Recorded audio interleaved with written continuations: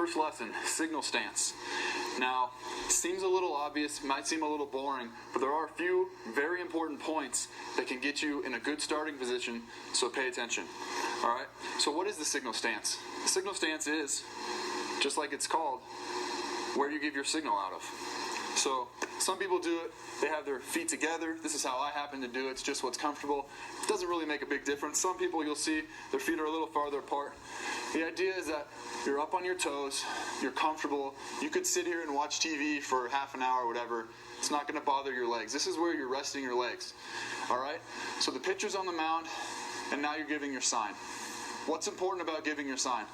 The big important thing is who can see it and who can't. All right? So where on your body are you giving these signs? You try not to be too far out away from your body. Try not to be too low, because then other team coaches can see it. Too high, again, everyone on the field can see it. And you're trying to make sure that the other team and their coaches can't see the signs. It's only important that your pitcher and your middle infielder see the signs. Now, why is it important that your middle infielders see the signs?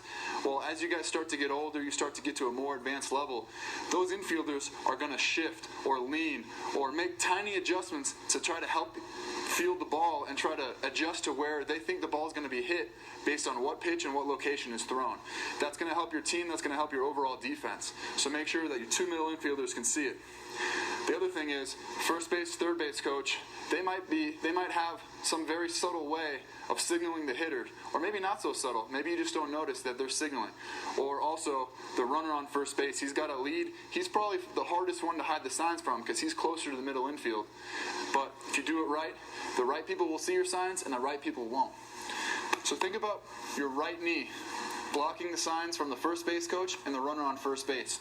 You're going to point your knee just to the right of where your second baseman is. He's the only one that can see it. That angle is now closed from everyone else. Left knee, again, a little bit left of where the shortstop is, so he can see it and nobody farther out than him. You're going to take your glove outside of your left knee, down low. All right? See how it kind of fits in the slot right there? That's going to hide the signs from the third base coach if he can happen to see your fingers if they're a little bit too low. That's going to help you there. All right? And then keeping your fingers nice and close to your body, up in your crotch, and straight down. That's going to be the best way to hide them. And if they're straight down, that's the best visual for your pitcher. Now let's talk about maybe your pitcher wears glasses or contacts and he doesn't happen to be wearing them that day. Let's also talk about maybe the lights at your field. They're not very good. It's casting a shadow right in that area where you're trying to give signs. One thing that I've always done is whiteout. Whiteout either on the fingernail or whiteout all the way up the finger, kind of like a skeleton.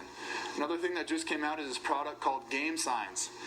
Very popular. They have white, they have bright orange, they have bright yellow. The most important thing is that your pitcher knows, or your pitcher can see, so that you know what's coming and he knows what's coming, because the worst feeling in the world is expecting a curveball and getting a heater 95 at your face, and you're trying to react and move at the last second. Maybe it hits you, maybe it hits the umpire, or maybe you're chasing it. That's not what you want, guys. So make sure your pitcher can see the signs, that you're on the same page, and that none of the wrong people can see the signs. All right? What if the shadow is so bad you use whiteout or you use the game signs and the pitcher still can't see the signs? Well, that's when you got to go to touches, you got to go to body movement. That's something for another lesson, guys. That's pretty intense. We'll get there next time. But the big thing is make sure they can see it and make sure that nobody else can. One more thing from the signal stance. This is where you're going to transfer into your other stances.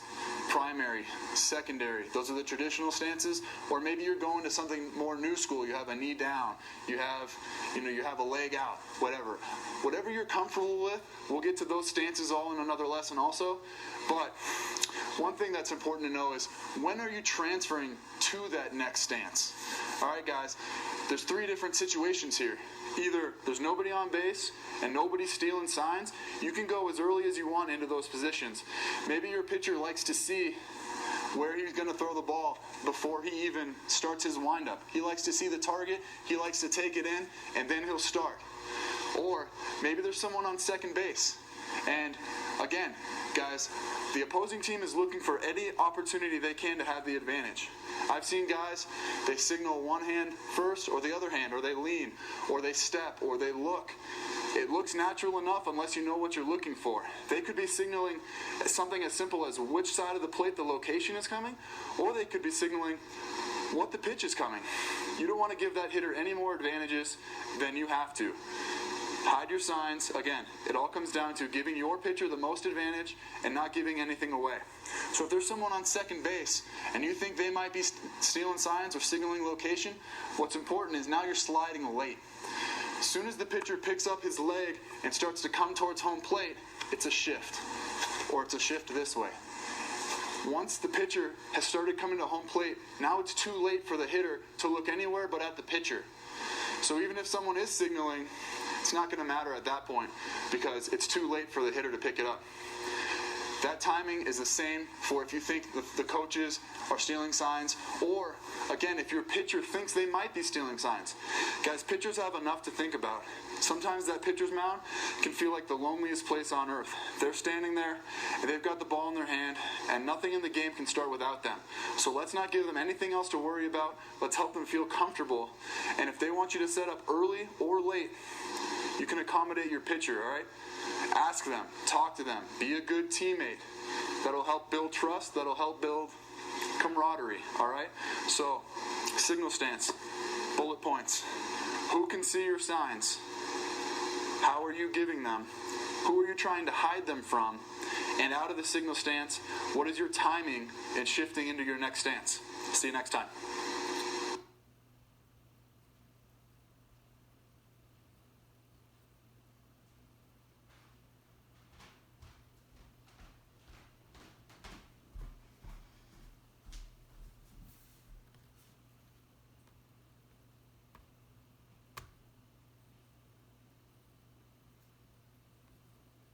Alright guys, in this lesson I want to talk about giving signs.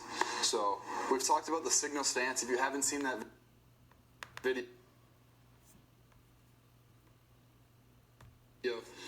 make sure you go back and watch the signal stance video. Once you're in your signal stance, how are we giving signs? Remember, what's important? We talked about this in the signal stance video. Who sees the signs and who doesn't? Second baseman, shortstop, and the pitcher should be the only ones that are able to see these signs. You have your knees pointed just outside of those position players. You have your glove underneath, blocking that view of the third base coach. And again, make sure this knee is close so the first base coach can't see it. You tuck your signs right up into your crotch, not too low, this is too low, and not too high. If they can see it above or below your thigh, it's too high or too low. So now that you're in the good position, let's talk about signs. Some of this is very basic, some of it won't be. Obviously, most teams use good old number 1 as the fastball. A lot of teams use 2 for curveball, 3 for slider, 4 or a wiggle for changeup. You could use the horns for a split finger, and I guess those are most of the normal pitches. But then you talk about holding the runners on, the running game. How do we call a pickoff? A lot of teams in the major leagues use the thumb. It's either thumb straight out, or if that's a little bit too big, even just a little flick of the thumb like that. Talk about fist. Most of the time it's a pitch out. A lot of teams use a slide like this, or maybe even off to the side like this, so it's a little bit more subtle as a slide step. Some teams use, a tap of the cup as a hold the ball until the batter steps out of the box to try to slow down the runner's timing.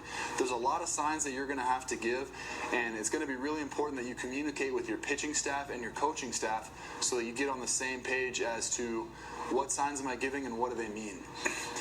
One example, I caught Daisuke Matsuzaka. You guys might have heard of him. He might be too young, but this guy had like 19 different pitches, and we always used to joke amongst us catchers that we were going to have to take our gloves off and use both hands because we didn't have enough fingers.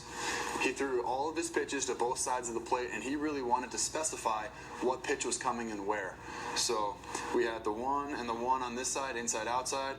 We had 2 here, 2 there. We had 3 on this side, 3 on this side, all sorts of funky stuff. But he came up with what he wanted and what worked for him. and you guys are going to have to come up with what works for you and your pitching staff.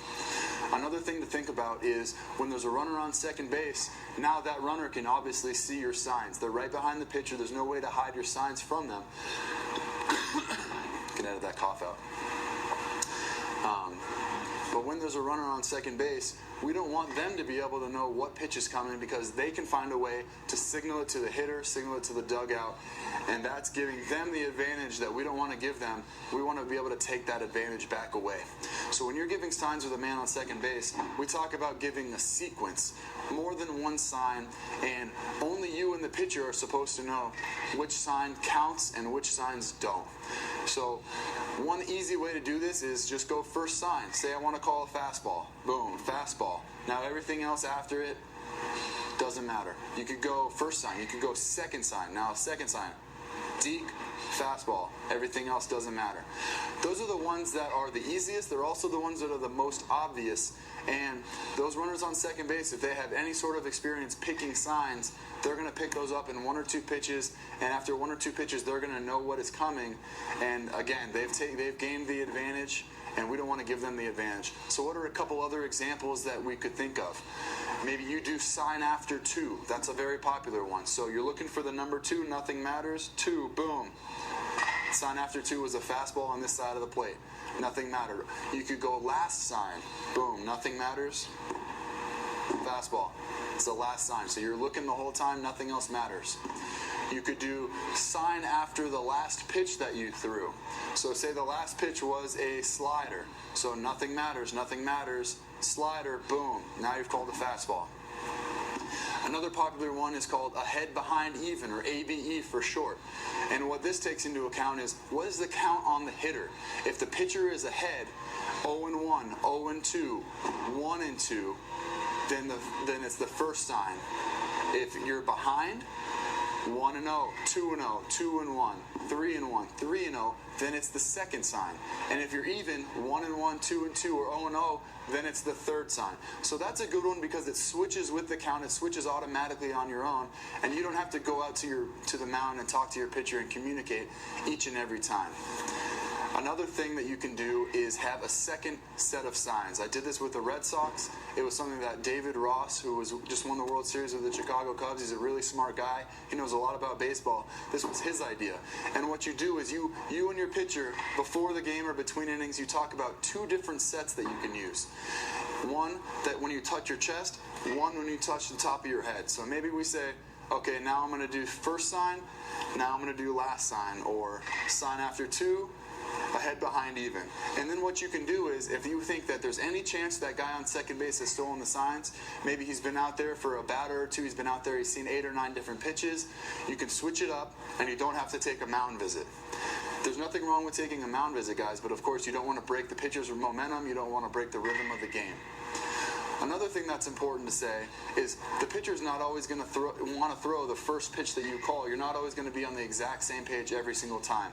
So talk about not only what sign matters, but if I shake, what sign matters then.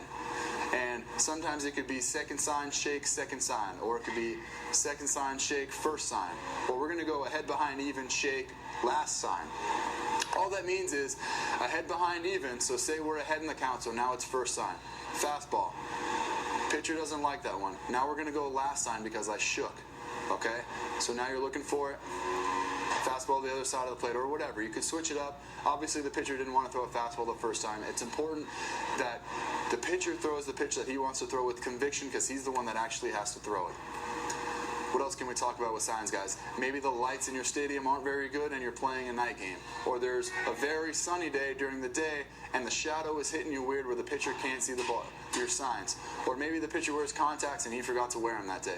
What's important to be able to do is adjust on the fly. If the pitcher calls you out, hey, I can't see your signs, one thing that you could do is touches. You can say, face is fastball, chest is curveball, knees are changeup. You could say, I don't like the way that this guy's been on second base all day. This is his third double today. He's been on second base. What you can do is the first thing that I touch is what sign it is. And your face could mean first sign, Your chest can mean second sign, and your knees could be last sign. So, for example, it would be the first thing I touch. Boom. Now we're going first sign. The rest of these touches don't mean anything. They're all deeks. Now first sign matters. See how you can really make it as complicated or as easy as you want, guys. Say we're doing the same thing. Boom. Touch my knee first. Last sign. None of these other touches matter. Now we're going through it. Change up. Last sign. Another thing you could do is glove placement. Glove up here could mean fastball.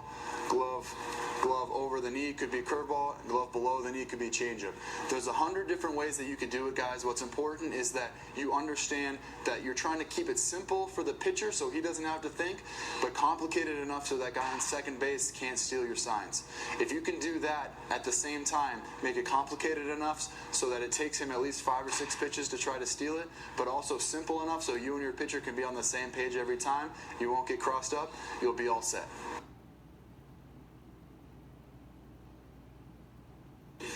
So I just wanted to show you guys this from the first base angle. We've set up the camera right down the first base line, so the coach is going to be even more to my right, or if you're looking at the computer screen, the left. And you got to make sure that this knee is covering when you're giving your signal stance, and you can't see the signs that I'm giving. It's also important that I'm not too low, you can see those fingers, and not too high. One more thing that runners will look for from the first base side is if you turn this arm too much. So a lot of times it's easy. I'll turn towards the camera. You can see to give one finger that this is easier, but if I want to show more fingers, I'm going to have to create some more room there. So from first base, it's important that you keep this arm similar position, because here you can't see what I'm doing. But if I was to go like this, now you've seen my shoulder move, you've seen my elbow move. It's a small movement that you might not notice if you're not looking for it, but experienced base runners, experienced pitch stealers, sign stealers do know to look for that, and that will give them the advantage. Some runners will wait until there's an off-speed pitch, and that's the time that they steal because there's a chance it will be in the dirt, and the pitch takes a little bit longer to get to home plate. Don't give the other team any advantage that you don't have to. Guys, I also wanted to show you the view from down the third base line. It's important. This glove can go right under the knee just in case the third base coach is trying to look.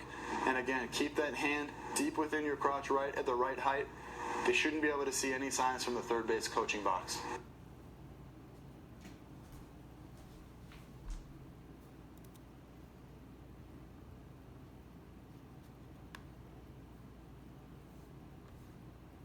Alright guys, today we're going to talk about the non-action stance.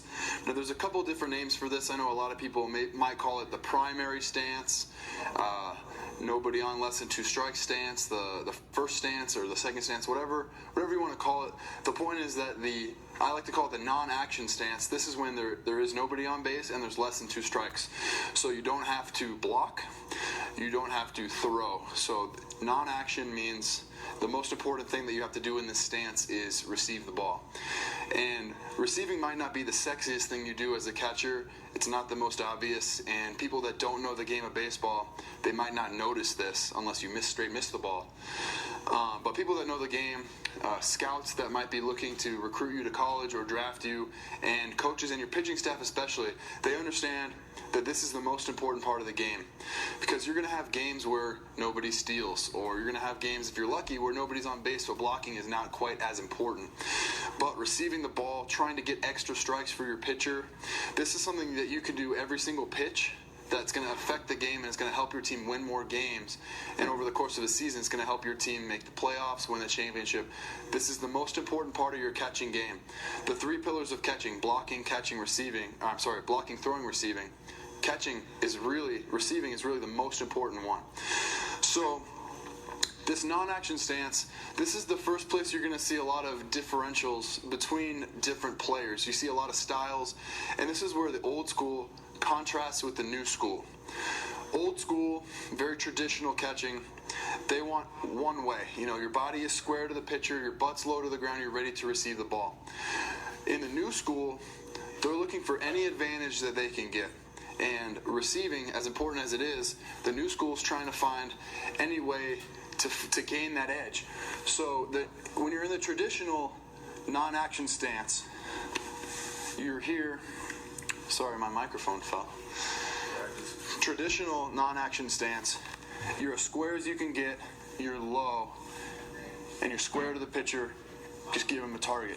What you're going to see across the league is, so that traditional old school way, think Jason Varitek, AJ Pierzynski. New school guys, you're going to see guys like Salvador Perez, who takes a knee, tries to make himself small as often as he can. You're going to see guys like Benji Molina, who also, he's kind of up on his toes, and he's almost angled. When he comes to this side of the plate, he angles this way. When he goes to this side of the plate, he's more angled this way. He talks about blocking the umpire's view more than giving the umpire a better view, or trying to catch it on the inside of your body towards the inside of the plate. You're going to see guys like Carlos Ruiz who kick a leg out like this, try to get their butt, I can't even do it, get their butt all the way to the ground. Get your eyes, your shoulders, your target lower. The advantage to these new school philosophies, these new school ways of doing the non-action stance, they're looking for ways to lower the target, help the pitcher aim lower, miss lower. You're also trying to get your shoulder and your glove lower so that when you're trying to get underneath that low pitch, you make the angle of your arm, you make the receiving of the ball look better for the umpire, and you're actually going to receive that low pitch a lot better. There's benefits, there's also detriments. When you're in the non-action stance, you kick the leg out, you have more of your body exposed for foul tips. You might be risking injury. If you're taking a knee, if people understand what you're doing and they understand the benefit of getting lower, they're going to understand that what you're doing is you're trying to do extra to help the pitcher, to help your team. But traditional scouts, traditional coaches, old school thoughts, people that don't know what they're looking for, they think it might be lazy. So there's costs and there's benefits of both all of the new school stances, the non-action stances. I personally do more of a traditional stance. I'm a little skewed. What I do here is I start in my stance, and my right foot I end up pulling a little bit behind my right foot, a little bit behind my left foot, and I open my toe towards first base a little bit.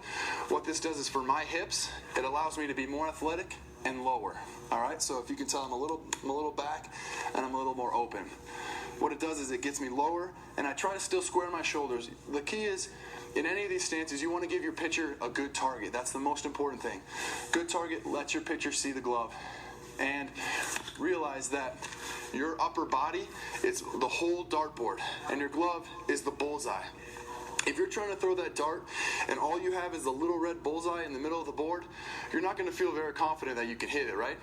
But if you see the whole board there and you're aiming for the bullseye, that's when you're more confident. Pitchers are the same way. Your body is the dartboard and your glove is the bullseye. So think of your whole body as the target. Square up, be as big as you can. You don't want to be back here like this. How many big league catchers do you see that make themselves tiny like this? That's not a good target, guys.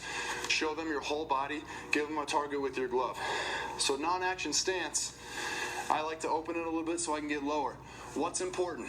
Good target, athletic so that you can receive the ball well, and also in this non-action stance, save your legs. That's another reason Salvador Perez will take a knee. He's getting low. He's also saving his legs. This guy catches 140 games a year. That's a lot. That's way more than I know most Little Leaguers will even play. Save your legs. Because when there's a runner on base in the ninth inning and you need to block the ball or throw the ball, you need your legs to be fresh. 5 months into the season, or you're having an at-bat in extra innings, you don't want your legs to be taxed because you've been expending unnecessary energy early in the game when there's nobody on base, less than 2 strikes. So you should be able to sit in this non-action stance. Basically watch TV until the commercial if you were going to do that. You can stay in the stance, you're comfortable, you're low, good target, square to the pitcher. Alright guys, one of the rages in Big League Baseball right now is StatCast, the K-Zone that you see on TV, and Sabermetrics. Sabermetrics is what they're trying to use math, and they're trying to use formulas in any way they can to the front office to build teams and build players that other people don't consider valuable, but that you can find trends that are going to help your teams win games. So Sabermetrics in the K-Zone, what they're doing is they're using the K-Zone and the StatCast on TV and using computers to see exactly what pitches should be strikes and exactly what pitches might not be. And they're comparing that to which pitches do catchers get called strikes. Because guys, umpires are not perfect. Umpires are human beings, they make mistakes. They can also be influenced. So if you catch a ball perfectly and maybe it's this far off the plate, you can get it called a strike, especially Little League, high school, college. These umpires are less trained and less perfect than the major league umpires. So at the lower levels, receiving is even that much more important because you can steal strikes or you can get strikes called balls if you don't catch it right. So what these teams are doing is you set up right here, maybe the pitcher throws it a little outside. How do you catch that ball? We'll talk about receiving in another lesson. But what's important is to understand that receiving the ball starts from getting in an athletic stance. In the non-action stances that you're in for most of the game, this is very important. So if you're going to take a knee, you're going to take that new school stance. You're going to get your body lower, or you're going to kick your leg out, or you're going to do more traditional like I do. Remember the importance of getting your body in a good position to receive the ball. One thing that's also very important is talking to your pitchers. Some pitchers love to see the big target, the more traditional stance. That's what they're used to seeing. Other guys love seeing the leg kicked out, the butt on the ground, or the really low target. Talk to your pitchers. What are they going to like? What are they going to feel the most comfortable throwing to? Because at the end of the day, your job as a catcher, your most important job is to make that pitcher comfortable and to make him be the best, or help him be the best that he can be. One more thing in this stance is, where does the glove position? For me, it's always at the bottom of the zone. Unless you're calling it up, then it's up, but you get there, show the inside of the glove, that's where the pitcher's trying to throw it. Some guys get lazy and they'll show the back of it here. That's not as good. Show them the inside of that glove, bottom of the zone. Based on the east-west, where do you want to set up, left, right? Again, that's pitcher's preference. I know Pedro Martinez was always telling me to set up a foot and a half off the plate. I was like, Pedro, that's not how the game is played anymore. He's a Hall of Famer, obviously. He knew what he was doing. Most guys now want to be right on the corner or right off of it. Or if they have a lot of action, maybe they'll want you to be on a third of the plate so they have more room for air. Talk to your pitchers, communicate, understand what your job is to make them the best that they can be.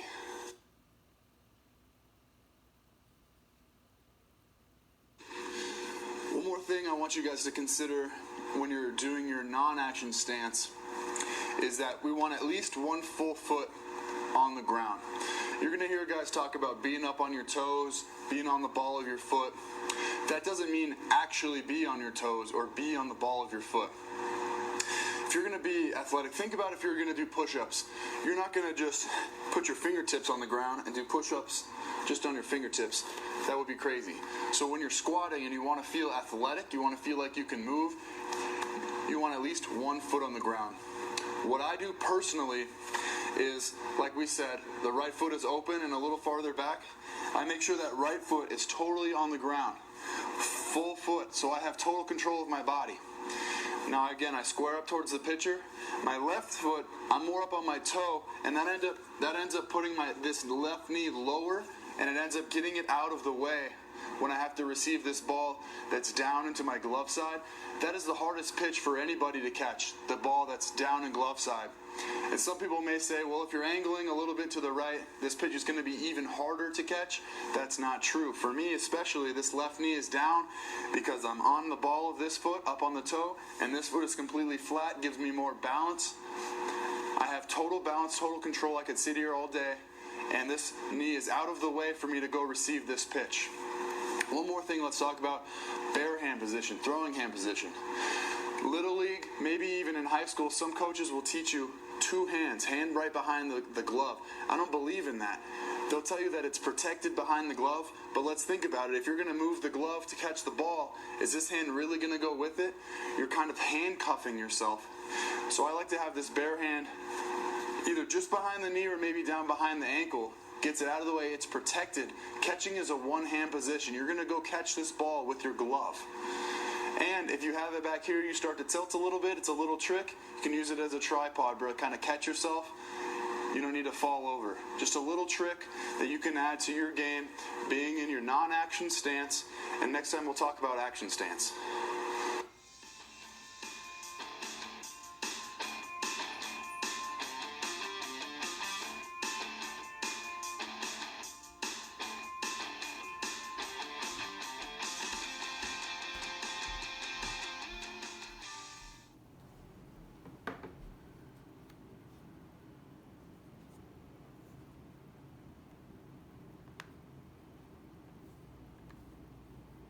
guys, the last couple lessons we talked about signal stance and non-action stance. Now we're going to talk about the action stance.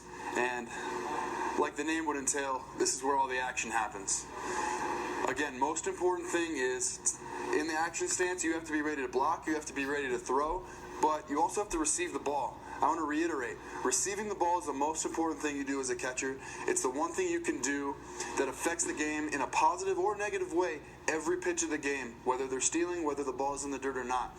Getting strikes for your pitcher, building confidence, and making sure that that umpire gets a good look at the ball is your most important job. So when you're in the action stance, this is another thing that you'll see different major leaguers do it a little bit differently. The old school, the traditional, will have you perfectly square. You're up on your haunches a little bit. The difference between the action and the non-action is that you're more athletic.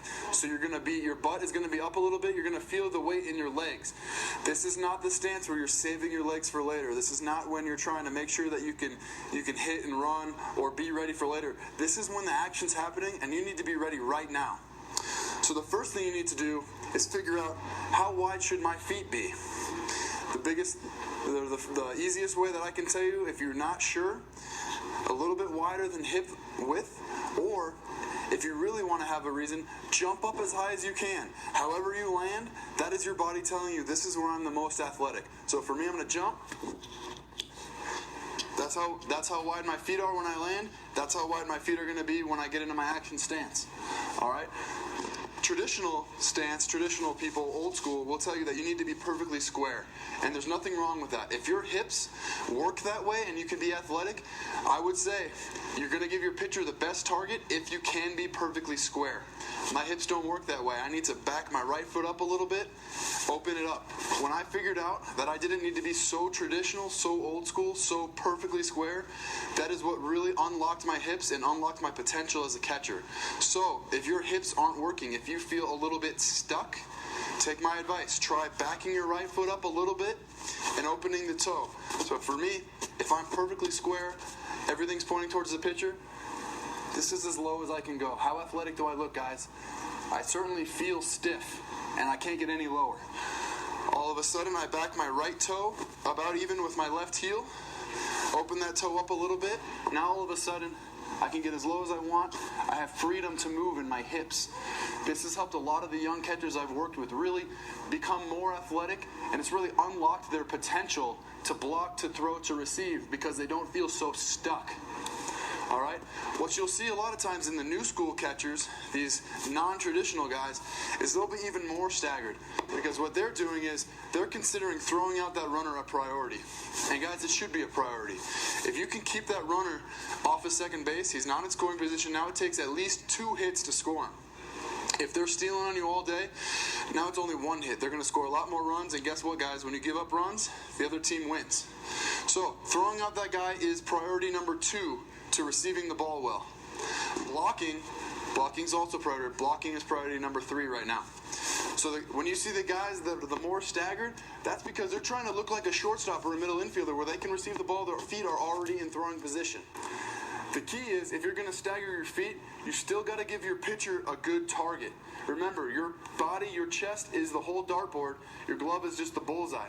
So if you're going to stagger and you're going to look like this, I'll tell you what, you don't see big leaguers look like this. When you're watching them on TV, you don't see them totally sideways.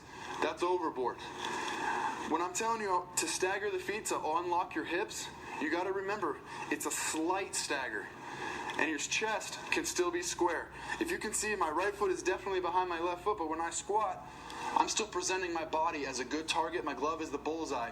You still got to give your pitcher the good look, because at the end of the day, if your pitcher doesn't execute a good pitch and the guy hits a homer, it doesn't really matter if the guy stole. Similar to what we talked about in the non-action stance, when you're in your action stance, you also want to have a lot of your feet on the ground. We talked about jumping up into the air, landing. Where are you the most athletic? Well, if you're going to try to, whoever you consider the best basketball player in the world, if you're going to try to guard them, you wouldn't be up on your toes like this, right? That would be silly. You can't really move. We talked about doing push-ups. You're not going to be on your fingertips. Same thing applies, guys. Whether you're playing basketball or you're hitting or you're golfing or you're catching, you need to be athletic.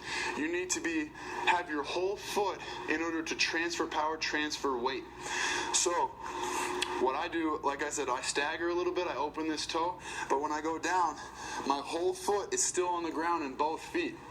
Sometimes you'll have young players that they hear, be on your toes, be on the ball of your feet, and they'll try to get back here like this. I'm like a scared cat on Halloween right now, guys. I'm not athletic if I'm up on my toes like that. You need to get your full foot on the ground. Your weight can still be on the ball of the foot, but you still have your whole foot on the ground to be able to drive one way, forward, explode, block. The more of your foot on the ground, you still want your weight in the ball of your foot, but you'll be able to be more athletic. And again with the hand, just because you're going to throw, you're not going to have your hand right behind your glove. It's a one-hand position. This is a little bit more of a style thing. Fundamentals are one thing, style is a different thing. I'm okay with having your hand behind your glove if you're going to throw. But I really don't believe that it makes you faster, because at the end of the day, you're going to transfer close to your right pec right here, close to your shoulder. We'll talk about that more when we get to throwing.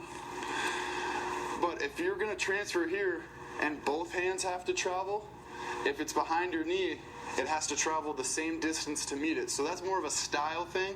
You can go with what you feel. But I really would like to debunk the myth that having your hand right behind your glove makes it that much faster, because you're not going to catch it and transfer out here. How athletic is that? It's far away from my body. You watch infielders, they field the ball, they bring it up, they're transferring here too. It's the same thing every time, guys. You're going to transfer right in the holster. Think about it if you were carrying a gun, maybe. That's where you're going to transfer. So whether you have your hand out here by the glove, I think it's more dangerous when you go to catch the ball, or you have your hand behind your leg where it's more safe, you're going to transfer in the same place. So remember, first priority, receiving, giving a good target. Second priority, throwing that guy out.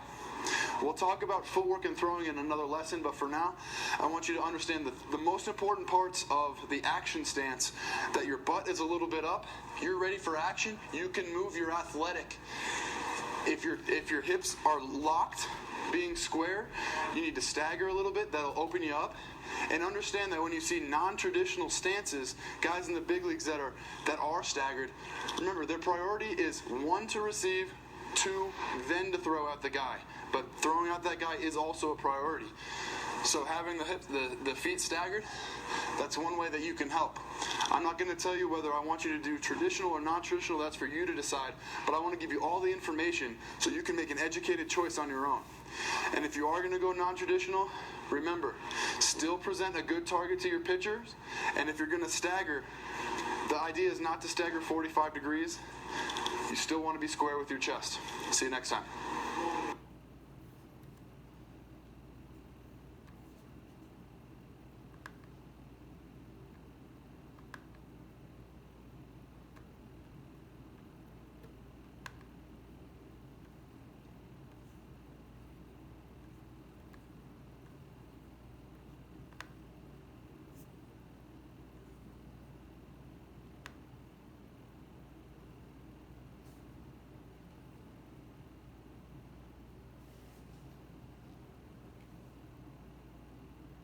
Alright guys, I want to talk about how you can avoid getting hit by so many foul balls. Doesn't it seem like when you're playing, certain guys seem to get whacked a lot. They get hit in the mask, they get hit in the arms, they're always getting beat up, and somehow it seems like other guys, maybe it just misses them or they're not getting hit as much. And also, doesn't it seem like some guys catch all the foul tips and some guys don't catch any? There's a reason for that, and the reason is where you're positioned. We've talked before in the setup videos about where to set up, and in general, the word or the rule of thumb is you reach out. If you can about touch the back knee, then you're about in the right place. But if we want to get a little bit more specific than that, guys, as you're playing and as you're noticing, man, I'm catching all the foul tips, that's great. Man, I'm getting hit by a bunch of foul balls. That's not what we want. We want to stay healthy. We want to stay on the field and not get injured. What's going to happen is, let's talk about the angle that the bat is coming off with. If you will get closer, you might get hit by a backswing. Let's see. Doug's going to take a backswing, take a full swing. If you're too close, this bat could hit you in the head. I've even had guys hit me in the back. So you don't want to ever be too close. However, there is a range where you get just close enough where Doug gets to your contact point where you're about to hit the ball. If you're at about the right range, again, reach out, you can about touch the knee. Look how close my glove is to that bat now. There's a distance there where if he foul tips it, my glove is close enough to the bat where the ball's not going to change angles too much. It's going to hit my glove or it's going to go in my glove. I'm going to catch a lot of foul tips. Now from there, I'm going to back up just a few inches. Now Doug, get to that contact point again. Now I'm farther away. That foul tip has moved. It's missed my glove now. Now it's hitting me in the mask. Now it's hitting me in the body, the arms, the shoulders. The ball's moved just enough to miss my glove, just enough to hit me in the face or the body, and not enough to miss me. Now I'm going to back up a little farther. Again, not too far. You want to reach out. You want to about be able to touch the knee. Now I'm farther back. Now the distance. Now I'm not going to catch any foul balls, guys. Now I'm too far back. But the ball has also changed angles enough where it's going to miss me. All right?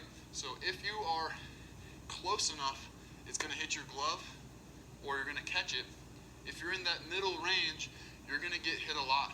You're kind of in the wrong kind of sweet spot is kind of what I think of it as.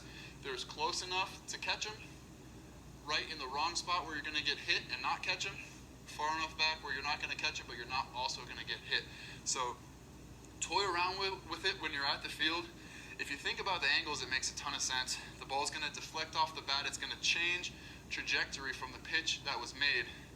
You're either going to catch it, you're going to get hit, maybe hurt, which is what we don't want, or you're going to be far enough back where it's going to miss you. So there's also, when you're thinking about that, do we all just want to go straight back so we don't get hit? No, not necessarily. You want to get as close as you can without getting beat up, guys, because there's advantages and disadvantages to all of it. If you're closer, you're going to be able to catch the low pitch because not only is the angle changing from the trajectory of foul balls, but curve balls, fastballs that are coming at that downhill angle, the closer you are to the plate, the more you can get it before it continues to drop and it still looks like a strike. The farther back you are, you don't get as many strikes. Also, when you're blocking the ball, if you're closer, the ball has less distance to change angle. You can block it better, you can keep it in front because the ball's not kicking to the side or up as much. The farther back you are, again, you might miss those balls. It's going to kick a little bit farther. You have to be a lot better blocker. So you have to find the right area for you.